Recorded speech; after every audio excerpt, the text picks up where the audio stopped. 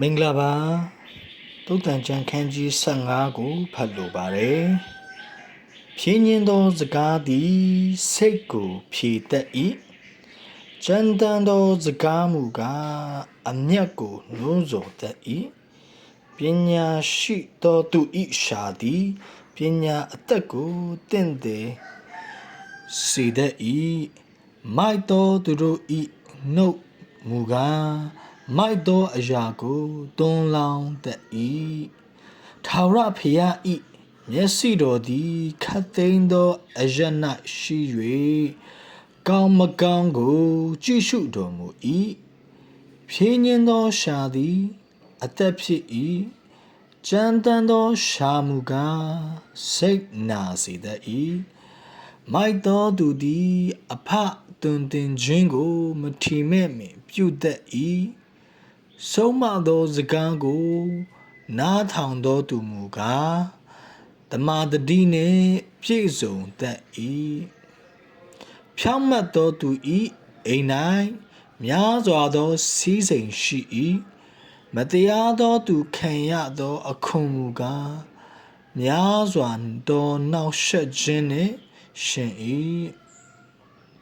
ပညာရှိ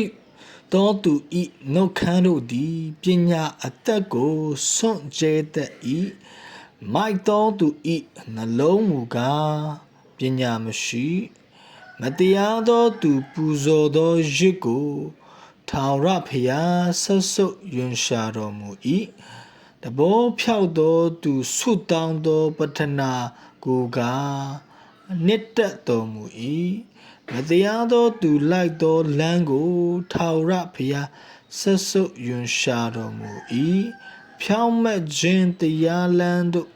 လိုက်သောသူကိုကားချစ်တော်မူ၏လမ်းလွဲသောသူသည်ဆုံးမသောစကားကိုနားမခံလို့သို့တော်လည်းအပြစ်တင်ခြင်းကိုမုန်းသောသူသည်တေရမည်မရဏနိုင်ငံနှင့်အဘဒုံနိုင်ငံသည်ထာဝရဘုရားရှိတော်၌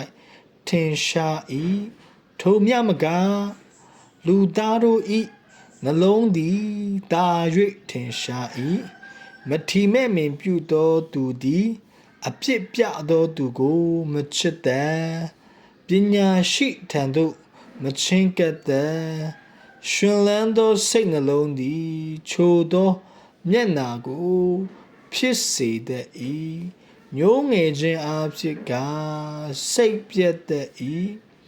ဉာဏ်ကောင်းသောသူ၏စိတ်နှလုံးသည်ပညာအသက်ကိုရှာတတ်၏မိုက်သောသူတို့၏နှုတ်မူကားမိုက်ခြင်းကိုကျက်စားတတ်၏စင်ရဲ့ညှို့ညင်သောသူ၏နေရရှိသမျှတို့သည်ဆိုးရုပ်ကြ၏ရှင်လန်းသောစိတ်နှလုံးမူကားအစဉ်အမြဲခံရသောပွဲဖြစ်၏နောက်ဆက်ခြင်းနှင့်ရှင်၍ကြီးစွာသောစည်းစိမ်ထံထာဝရဘုရားကိုကြောင်းရွံ့ခြင်းနှင့်ရှင်သော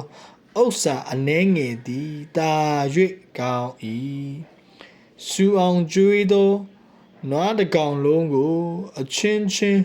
အညှိုးထားသောစိတ်နှင့်စားရသည်ထက်ချစ်ချင်းမြတ်တာပါသော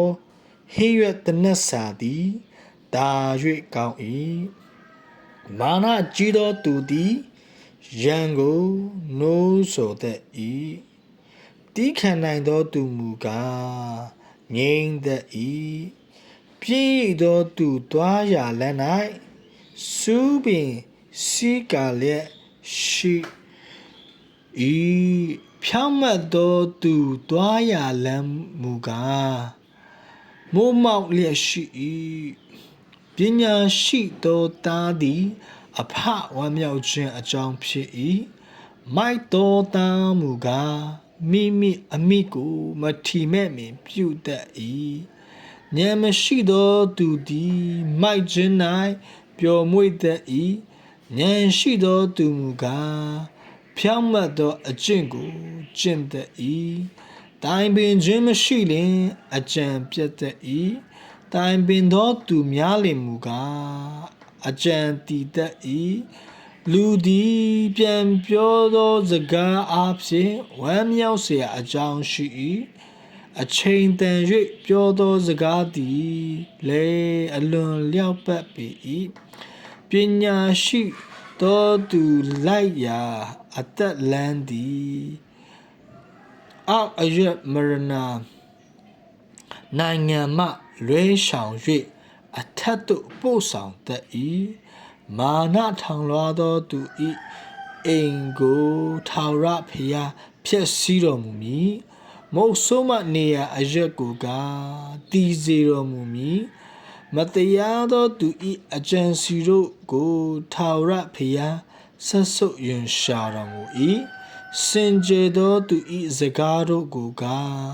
နှစ်သက်တော်မူ၏မတရားသောစီးပွားကိုရှာသောသူသည်မိမိအိမ်သားတို့ကိုနှောက်ယှက်တတ်၏တစိုးကိုယွန်သောသူမူကားအသက်ချမ်းသာရလိမ့်မည်ဖြောင့်မတ်သောသူသည်အဘယ်သို့ပြန်ပြောရမည်ကိုစိတ်နှလုံးထဲမှဆင်ခြင်တတ်၏မတရားသောသူ၏နှုတ်မူကားမကောင်းသောအရာတို့ကိုတွန်းလောင်းတတ်၏ထာဝရဘုရားသည်မတရားသောသူတို့နှင့်ဝေးတော်မူ၏ဖြောင့်မတ်သောသူ၏ပဌနာစကားကိုကနားထောင်တော်မူ၏မျက်စိအလင်းသည်နှလုံးကိုရွှင်လန်းစေတတ်၏ကောင်းသောသတင်းစကားသည်လည်းအယိုးတို့ကိုချွင်စီနှင့်ပြေဝစေတတ်၏အသက်နှင့်ရှင်သောဆုံးမခြင်းစကားကိုနားထောင်သော